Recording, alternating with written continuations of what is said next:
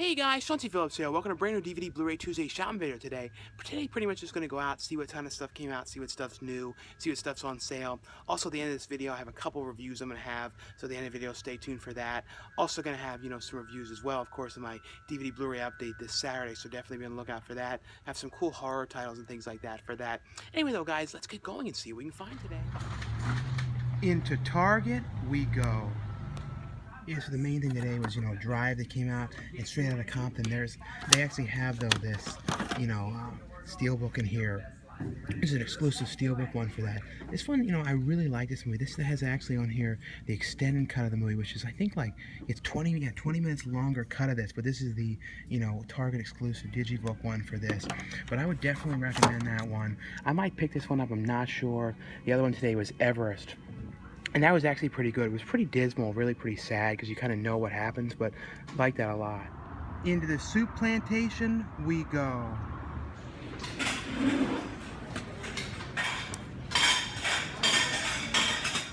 So as usual, I end up getting a salad in here, like I always do. I usually feel like I'm in here all the time on Tuesday. It's like my place to always go, it seems. Salad.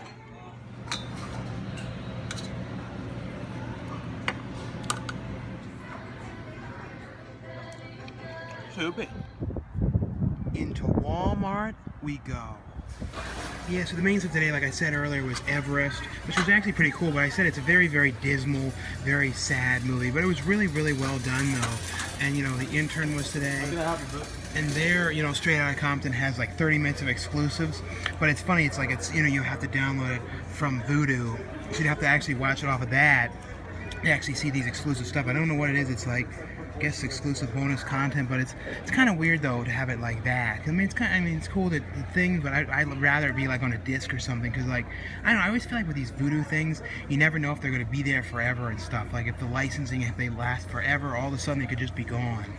And Gem also came out today. They don't seem to have the Blu-ray of it, but this was really not as bad as people said it is. I feel like a lot of people kind of said it was bad, but they didn't actually even go to see it. The thing is, I kind of like this more, I guess, because I didn't actually watch the show, so I don't really know the show at all. So I guess I kind of liked it just as a movie. And some of the other things that came out today was Little House on the Prairie Season 8, but they don't seem to be putting them out on Blu-ray anymore, at least from what I can tell.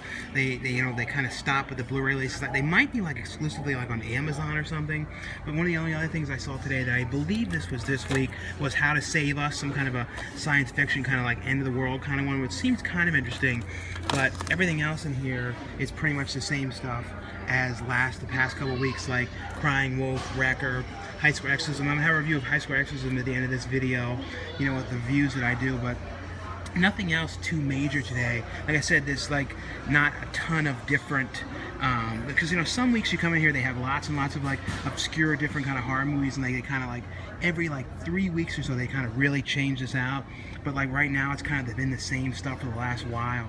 And I have one video up. If you guys haven't seen it yet, check it out. I did like a live Q&A. I had like the first live show I've done in like, I think it was over a year and a half, so it's like really changed the way all that works. But I'm gonna try and do like some of those live videos, maybe like once every few weeks or once a month or so, something like that, at least for a little while. It seemed like people like that. The only thing that's weird about it is when, you do it, like all the questions and stuff that like, and people comment, they don't stay on there when it publishes live, when it archives and people can look at the actual live video later.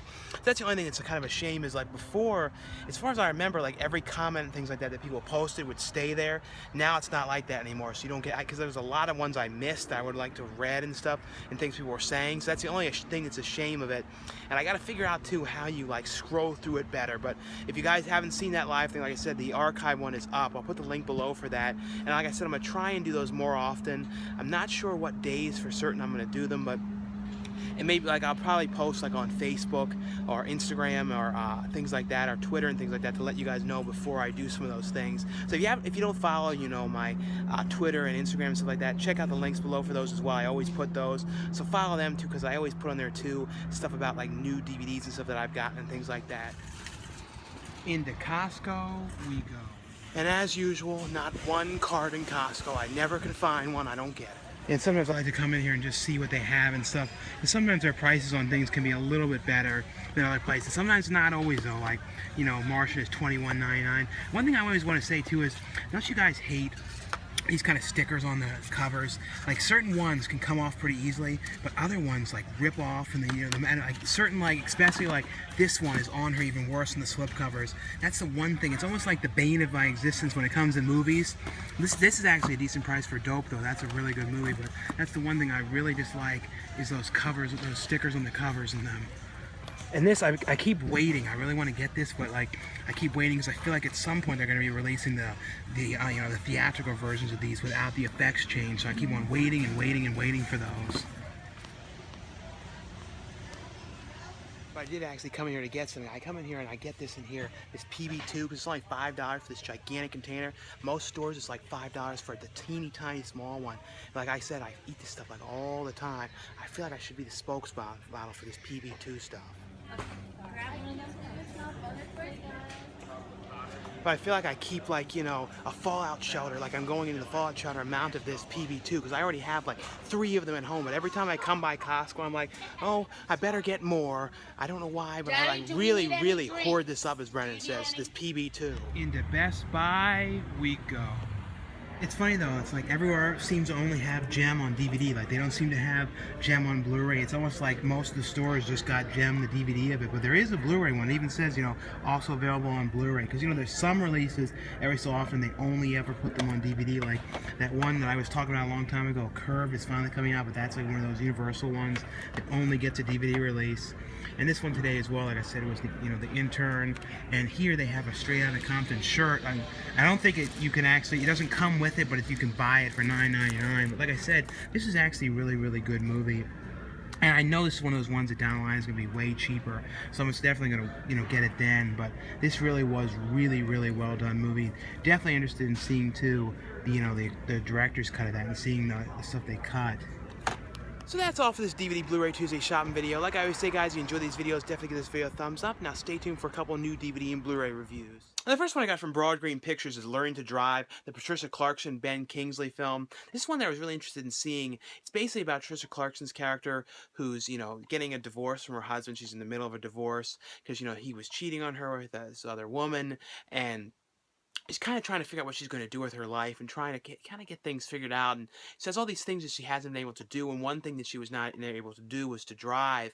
And she really basically wants to drive because her daughter lives out in the middle of the country. And she really wants to go out there and see her. And, since she doesn't drive and she's in the middle of the city, it's really like impossible to get out there. And that's kind of like her goal. So she ended up meeting this taxi driver, played by Ben Kingsley, who, she actually met him one night in a cab and she ended up leaving something there and he ends up going to bring it back to her, and she ends up just discovering that he's also, not as well as a taxi driver, he also teaches driving lessons. And it's pretty much about him like giving her driving lessons, and it's kind of like the escapades of that going on. And they both kind of have their own set of problems. He has stuff going on with his own love life and about this kind of arranged marriage thing that's kind of going on between his family and this woman in India. And it's kind of, he has all these kind of things and the kind of issues that go along with that. And it's kind of about them sort of helping each other through like their problems and things like that. I actually thought it was actually pretty good. Like a lighthearted, kind of positive, nice film. Next one from Alchemy, and this is one I was really interested in seeing. The director of this did a movie called The Seasoning House, which was a really pretty crazy, like brutal film, which I really liked. This one's called Howl, and it's basically about this guy who is doing like the night shift, like the red eye shift of the trains in England, and it's basically he's going out there on the train. It's kind of a cool train too. It's like I don't know. I've never seen a train like this because like everybody's kind of facing each other. I guess like that's how they are in the UK. Like all the trains like that, or at least some of them are like that. They're kind of like they all kind of face each other. It's almost like New York subway or like a subway almost out there. But it's basically though. They go out there and then the train ends up breaking down, and it's kind of about all the people who are on this train when it breaks down. And of course it breaks down out there, and there's something outside of the train. Something has happened to the guy who's driving the train. They end up discovering that something has happened to him out there. It's basically a werewolf film, and they're all stuck out there with these werewolves outside the train, and or werewolves, and they're kind of figuring out how they're going to survive, and they're kind of getting attacked by werewolves. It kind of has like a vibe, a little bit of like Mimic a little bit, but when it comes to werewolf movies, sometimes werewolf movies can be kind of like the same and all really like typical and things like that. This one was actually kind of to me, I thought it was kind of pretty creepy. And I actually thought the werewolves had a pretty cool look in this. They had like these cool stuff when they were having their eyes growing and stuff, and they weren't like the typical werewolves you would think of. They had like I said, like a different kind of look, and this was actually had a pretty cool vibe to the whole thing of them trying to survive and figuring out how they're going to get out of this situation of being trapped out there with these werewolves all around and trying to get in. Like I said, it has kind of like a mimic kind of feel to it. The next one from Olive Films. This is a really strange movie that definitely has a real like dated 70s, like late 70s, early 80s feel. This takes place in 1980, and this is called Serial, and it's a Martin Mull film that he stars in, and it's basically though about like all these kind of people who are in like California and kind of like the California types in the late 70s, early 80s when it was kind of like when everyone was kind of sleeping with each other and they were all kind of swingers and trading the keys and the wife's going home with other people and kind of like all these different partners and all this kind of stuff and kind of about Martin Mull is in the middle of like a separation with his wife and he's going around seeing this other younger woman and then he's like seeing this other woman he's trying to plan this whole orgy thing and it's all these strange things going on about these different couples and they're kind of like partners and all these kind of like I said it's very very 70s like everything about this has this real like it's not really relevant to today at all with like some of the stuff that's going on. It's like there's some of the stuff too, like there's some cool sequences like this song too, and it's like you go by when they're all like riding their bikes to work and it's like this cool like real 70s song. But really it's what it is just sort of like these kind of escapades of all of his friends and all these kind of weird encounters that they've gone on. That's essentially what it is. The next one from Olive Films as well is of Mice and Men, which I hadn't seen this movie in a really long time. I believe I saw this in school because Mice and Men was always a book that they would read in school, and a lot of times too when it came to like reading books in school, like a lot of the times like I didn't want to read them or things like that, so I would actually watch the movie on them. But sometimes the movie version would change things. But I like I said, I don't know if it's totally like what they did and didn't change with this because I don't even know if I actually really read the Mice and Men book. I know I saw this movie though.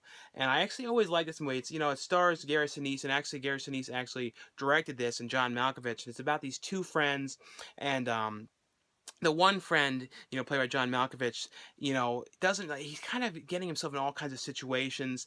He's like slightly learning disabled, and he's always like has this like extreme strength, and he's like always kind of messing things up, and things are always going wrong. There's always one thing that happens and things. There's just continuously issues going on with them, and it's basically the beginning of the movie. You see them running off and hiding from these people. They go off and start to get a job in the middle of the country at this kind of farmhouse, and it's kind of about them working there and trying to, just try and keep things going good.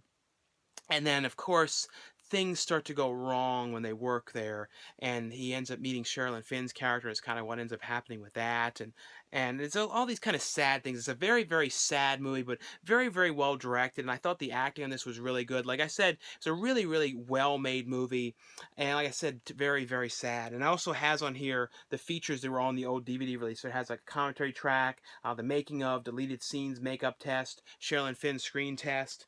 The next one from Alchemy is High School Exorcism. I just finished watching this, and this is actually, I believe this was a movie for Lifetime, and it's basically about this girl who, it's basically this one girl whose friend is like, her family's going through a lot of troubles, and there's like a divorce going on, and things like that, and all of a sudden this girl who is always like the straight A student and always like doing great in school, like things start to go wrong with her. She starts kind of acting strange. She starts to kind of have like a real depressedness to her all the time, and she's getting in fights and all kinds of problems are going on. At the same time, the friend is starting to go, the girl is like starting to go to church and things like that to kind of just sort of see what this kind of church group is like. And the one night when she's there, she ends up witnessing though something really strange going on. She sees this exorcism going on, and it's kind of her becoming like obsessed with that, and then thinking that her friend that's having all these problems and like hearing voices and acting really weird and keeps on saying stuff like I'm not myself and all this stuff. You don't know what's going on. She's like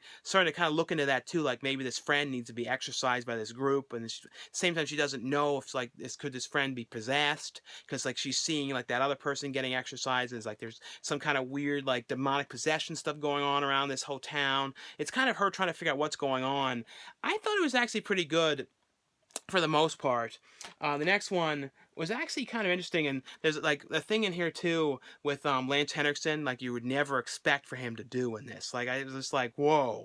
It was kind of weird of Lance Henriksen to do this. And if you see it, you'd be like, Lance Henriksen did that.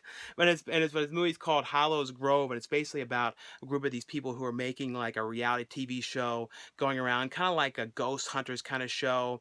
And it's kind of the one friend coming along with them to try and film the episode. And they go to this old orphanage where they're had all kinds of things happen there. And when they go there though, it's kind of like strange stuff start to happen in the orphanage. Things start moving and all kinds of stuff happens. And it's kind of like also weird Lance Henderson's character go, because he kind of comes and goes in this movie. But it's basically though like kind of like a like a kind of a haunted kind of building kind of movie kind of thing, kind of done found footage style, kind of like I said, done like a Ghost and Hunters kind of show. And they were going there, and then all the kind of weird, creepy things that start to happen to them at this place, and kind of like what is going on in this place. And could somebody like be faking this, or could it be a, because you see Lance Henriksen's character in the beginning of the movie kind of is like a practical joker kind of guy who works and does special effects and stuff like that. So you're kind of wondering like, is he behind this, and is he kind of trying to do this to beef up the show and stuff like that. But like I said, it was actually kind of funny. And I actually liked though too. It was like I said, it was kind of interesting too. Lance Henriksen in this, like I thought he was kind of funny, and like I said, you're not expecting one of these things that he does in it.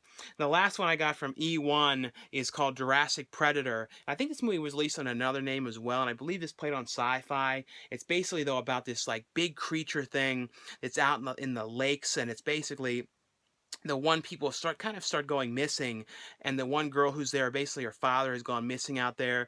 He went out there on this boat, and they don't know what ended up happening to him. So the girl comes back into town. She hasn't been in this town for a really long time. As soon as she gets back there, she's kind of trying to figure out what has happened to her father. At the same time, they're starting to kind of find body parts and stuff like that in the lake, and it's her and the old ex-boyfriend who's like the sheriff of this town trying to figure out what's going on there. And it kind of involves like these backwoods kind of redneck characters that are doing like strange experiments and like stuff in the lake with this kind of creature they have out there. It's kind of like that movie Shark Night, because that movie Shark Night kind of had like these kind of backwoods rednecks doing stuff with like these with the shark and stuff like that they let loose in the lake, that were basically out there just to kind of kill the people. It's kind of a little bit like that, when what these kind of backwoods characters do and what they're doing with this creature out there. A little bit like Lake Placid as well, but kind of a cool creature feature kind of thing about trying to stop this creature that's killing the people, and what these like backwards characters are doing out there. Anyway though guys, that's all for the review portion of this video. Thanks again for watching and subscribing. I'll see you guys later.